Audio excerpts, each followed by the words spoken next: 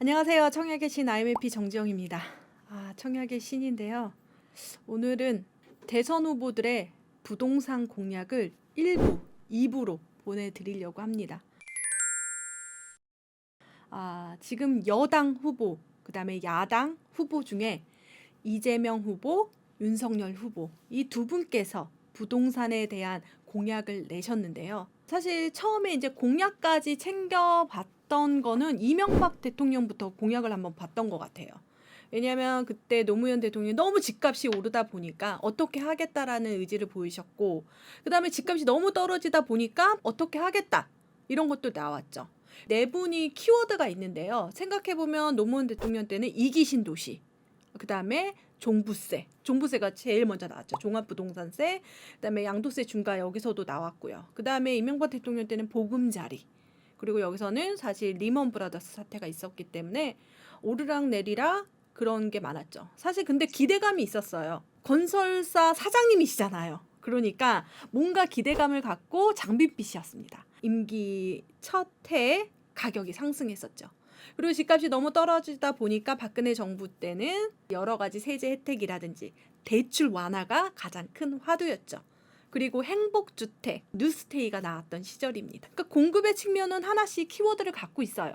노무현 대통령 때 이기 신도시를 했지만 지금 분양하고 입주합니다. 그리고 보금자리도 사실 그때 당시에 막 지정했지만 해제됐던 광명시흥 보금자리 다시 3기 신도시로 이번에 지정이 된 거죠. 문재인 정부 때 이제 100만 호를 뭐 신혼부부라든지 노약자라든지 청년들에게 준다고 했지만 지금 수치적으로 알 수가 없죠. 사실 제가 잡혀갈 수도 있습니다. 이건 안 돼. 제가 그냥 확실하게 얘기해 드리겠습니다.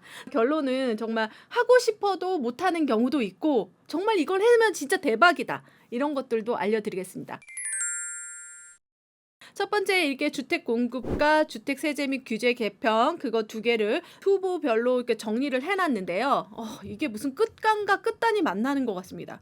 끝단과 끝단이 만나면 만나는 건가? 그 정도로 여기서 A를 지치면 Z를 얘기하고 여기서 Z를 얘기하면 여기는 A를 얘기하는, 사실 이게 정책을 위한 정책인가 아니면 상대방의 반대를 위한 정책인가, 이거를 여러분 옥석을 가리셔야 됩니다. 이게 아직까지 대선이 남아있기 때문에 이렇게 변화될 수는 있어요. 근데 제가 이제 시장 전문가로서 바라봤을 때 이거는 정말 괜찮다, 이거는 되려면 어떤 걸 해야 된다, 이런 것들만 제가 첨언을 해드리려고 합니다. 첫 번째 이재명 후보의 부동산 공약입니다. 여러 가지가 나왔었는데요. 더불어민주당의 이재명 대선 후보의 가장 중요한 정책은 기본입니다. 여러분, 기본주택이란 말을 들었는데 사실 이거에 대해서 정확하게 명확하게 알 수가 없어요. 우리가 그전에 행복주택도 잘 몰랐어요. 뉴스테이도 잘 몰랐습니다. 뉴스테이가 되게 안 좋은 제도인 줄 알았어요. 그렇게 기본주택이라든지 기본소득에 대해서 좀 강조를 하시고 계십니다. 공공주택의 세 가지 모델을 또 제시하셨어요. 여기서 누구나 지분 적립형 기본주택 너무 어렵다. 세 가지 공통점은 그냥 임대다. 임대 플러스 소유다. 소유를 나중에 주는 거, 조금 주는 거, 안 주는 거 이렇게 나눠져 있다고 생각하시면 되겠습니다.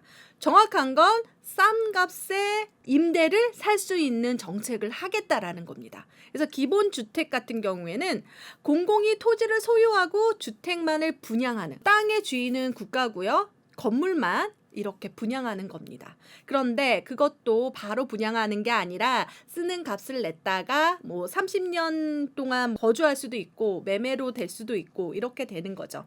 예전에 토지 임대부 분양주택이라는 말 잘 모르시겠는데 보금자리 주택에서 그런 게 있었습니다. 그렇게 해서 이재명 후보의 기본주택 같은 경우에는 무주택자에게 30년 장기 임대 주택을 100만 원을 하겠다라고 했습니다. 그래서 전국에 250만 가구인데요. 그러면 이걸 어디다 하느냐? where가 중요해요, 여러분. 어디에다 하는가? 예전에도 많이 나왔습니다. 뭐 철도 우회, 뭐 여러 가지 있는데 임대 정책이 그냥 이름만 바뀌었다라고 생각하시면 됩니다. 많은 양을 3기 신도시의 기본 주택으로 들어갈 수 있다. 웨어가 중요하다는 거죠. 그래서 여러분들이 가장 중요한 건 250만 가구고요. 월 60만 원에 33평 역세권 아파트를 가질 수 있어요. 근데 딱 들어맞죠. 3기 신도시 GTX. 그리고 역세권 다 넣잖아요. GTX-D도 대장지구 지나갈 정도로. 그렇기 때문에 기본주택을 지금 보면은 3기 신도시의 분양이 사실 기본주택으로 갈 수 있다라는 겁니다. 지금 또 하나 그 기본소득에 대한 것들입니다. 이게 뭐냐면 국토 보유세를 가지고 기본소득을 주겠다라는 거예요. 아직까지 뚜렷하게 어떻게 나오는지 모르겠지만 토지를 갖고 있는 사람이 부과하는 거죠. 그것을 가지고 기본소득으로 주겠다라는 겁니다. 대선 후보의 지금 공급 정책, 그 다음에 어떤 국토 보유세, 세금에 대한 것까지 했습니다. 그래서 세금에 대한 것 중에서는 종부세, 종합부동산세 같은 경우에는 약간 손을 보겠다라는 겁니다. 그런데 여기서 다주택자 종부세 많이 나오시는 분은 가슴이 벌렁벌렁. 좋은 거 아니야? 여러분한테 해당이 전혀 아닙니다. 여기서는 과도하게 종부세를 부과하는 민원의 소리를 듣겠다라는 겁니다. 예를 들어서 사찰이라든지 교회의 땅이라든지 어떤 대대손손 내려오는 토지에 대해서 또 부과돼서 많은 민원들이 들어왔거든요. 그래서 종부세를 약간 손을 보겠다라고 얘기를 했습니다. 그러면 공급도 했고 세금도 했습니다.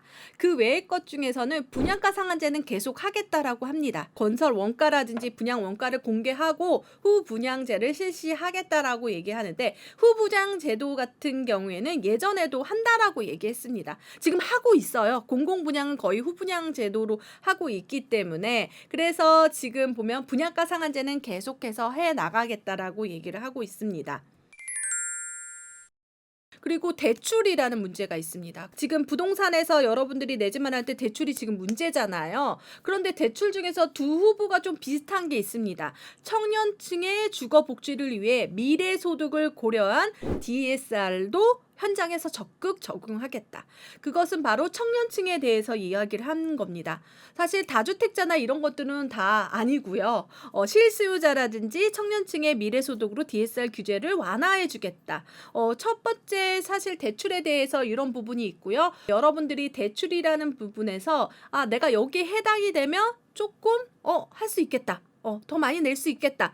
그래서 여러분들이 내 집 마련이 더 쉽게 될 수 있겠다. 그런 생각을 할 수 있겠죠. 그러면 대출도 했고 세금도 했고 공급도 했습니다. 그런데 최근에 이 말이 이 후보의 입에서 나갔습니다. 바로 그거는 재건축 재개발입니다. 제가 청약의 신이긴 하지만 재건축 재개발 지도책을 쓴 저자로서 이게 진짜 될까? 이거 뭐야? 라고 얘기하는데 재건축 재개발에 대해서 이렇게 얘기하셨습니다. 공공 재개발을 활성화하겠다. 여러분 여기서 공공 재개발이라는 거 기억을 더듬어서 가게 되면 지금 공공 재개발을 하고 있습니다. 공공 재개발 같은 경우에는 공공이 이렇게 힘을 합쳐서 하는 거죠. 여러 가지 혜택이 있는데 종상향을 해주겠다는 겁니다. 그리고 용적률을 500% 올리겠다는 겁니다. 여러분 어떻게 받아들이셔야 될까요? 재건축 재개발에 투자하는 관점과 그리고 공급의 관점을 좀 다르게 본다면 이렇게 500% 올린다는 건 2배 정도 세대수가 늘어난다고 생각하시면 돼요. 단순하게 생각합니다. 1000세대가 들어오는 건데 2000세대가 들어온다고 생각하는 거죠. 그러면 2000세대가 들어오면 1000세대는 이거 뭐야?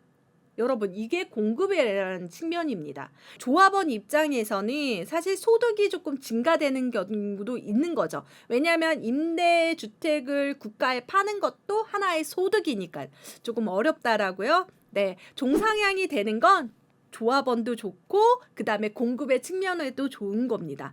그동안 안 됐던 재건축 재개발 같은 경우에는 될 수 있게 하겠다 이렇게 얘기했거든요. 그래서 가장 중요한 두 후보가 동시에 얘기했던 말이 있습니다. 안전진단. 여러분, 안전진단은 지금 안 되기 위한 진단이에요. 규제가 강화되고 나서 안전진단 통과되는 게 진짜 엄청 어렵거든요. 그런데 안전진단에 대해서 합리적으로 개선하겠다. 이 안전진단은요, 서울시장이 할 수 없고요. 오로지 국토부 장관의 소관입니다. 사실 나라가 원하면 정부가 원하면 할 수 있는 거예요. 국회 필요 없어요. 이건 확실하게 할 수 있는 부분입니다. 그리고 용적률 500% 올리는 것도 나라가 하는 거기 때문에 정부가 할 수 있기 때문에 할 수가 있는 거죠. 그래서 용적률 500% 상향이라는 건 재건축 재개발에서 공급을 2배 늘리겠다라는 의미입니다.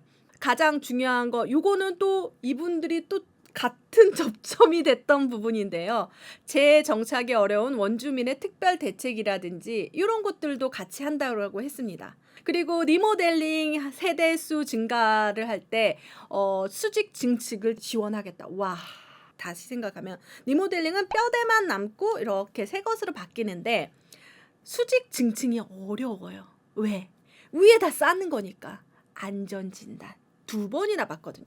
자꾸 안 돼가지고 수직 증축이 안 되니까 수평 증축으로 해서 뚱뚱이 구조로 모양이 좀 안 예뻐요. 그리고 잘 안 나올 수도 있고 수직 증축으로 한다면 세대수가 증가된다는 거죠. 그래서 이재명 대선 후보께서는 공급의 측면에서 재건축 재개발의 카드가 드디어 나온 겁니다. 그러면 재건축 재개발을 그동안 왜 규제를 했냐 생각하면 이익이 너무 많은 거예요. 조합원들이. 이익이 생기면 그 이익을 분배하는데 되게 좋아하시잖아요. 그래서 과도한 개발 이익을 발생된 것들을 공공에 환수하겠답니다. 이것은 재건축 초과이익 환수제랑 아주 비슷한데요. 환원할 때 그것을 청년주택으로 하겠다. 이렇게 얘기를 하는 겁니다. 공약 중에서 공급 정책 같은 경우는 250만 가구는 where, 어디인지가 제일 중요하고요. 그런데 이분의 머릿속에는 아마 3기 신도시의 개념이 있을 겁니다. 3기 신도시 할 당시에도 기본주택에 대해서 어떻게 하겠다라는 공약을 내셨었거든요. 그렇기 때문에 그런 부분도 있고 그 다음에 국토보유세 같은 경우는 세금이니까 세금은 세법이잖아요. 법이잖아요. 사실 이거는 국회를 통과를 해야 됩니다. 그런데 지금 여당이 많기 때문에 세법에 대해서 변화하는 게 쉽죠. 그래서 국토보유세로 지방소득, 그리고 재건축 재개발의 과도한 이익을 또 환수해서 청년주택으로 이렇게 다양한 방법의 부동산 공약을 하고 있습니다. 사실 계속해서 공약이 나올 것 같은데요. 될 수 있는 거, 안 될 수 있는 거 여러분 꼼꼼히 따져봐야 될 것 같습니다. 이 영상이 도움되셨다면 구독, 좋아요, 알림 설정 해주시고요. 2부 기대해주세요.